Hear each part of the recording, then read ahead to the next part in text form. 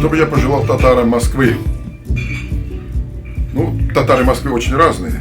Я, например, вырос в московском дворе. Шутя говорю, что я вырос с русской, московской шпаной.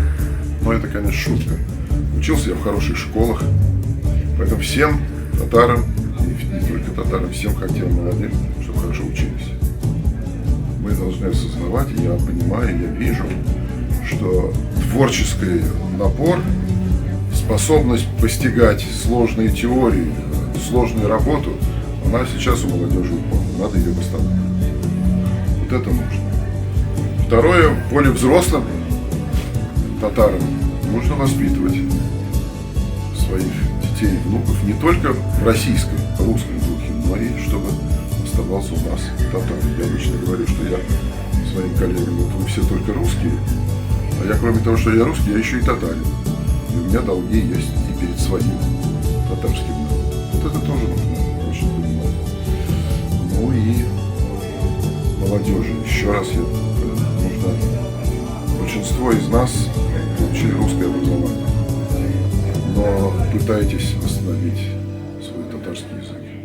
А для этого нужно учить стихи, грамматику немножко подучить. Я вот татарский язык после домашних, только домашних, я сам, будучи студентом, как-то русский учебник нашел татарского языка Газизов.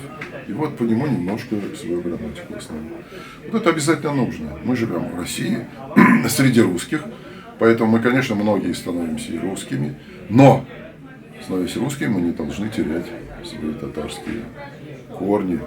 И Россия без татар очень обеднеет. В решающие моменты всегда татары вставали на защиту своего отечества. Сотнями лет. Нужно уйти от этого мифа, что у нас было татаро-монгольское иго. Никакого татаро-монгольского ига не было. Это было общее государство, когда столица России была в Золотой Орде. Сейчас она в Москве. Сложные были истории в нашей жизни. И в Золотой Орде было и хорошее, и плохое. И в московском нынешнем нашем государстве много хорошего и плохого.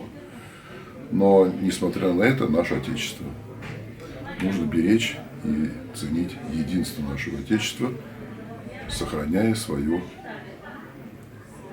татарскую сущность, татарскую культуру. Это наш долг.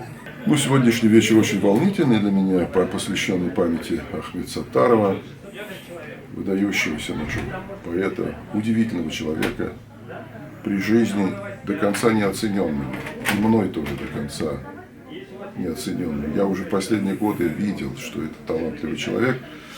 В молодости, может быть, это не так было видно. Он был растущий. Он рос. Он рос как поэт, как гражданин, как татарин. Он рос.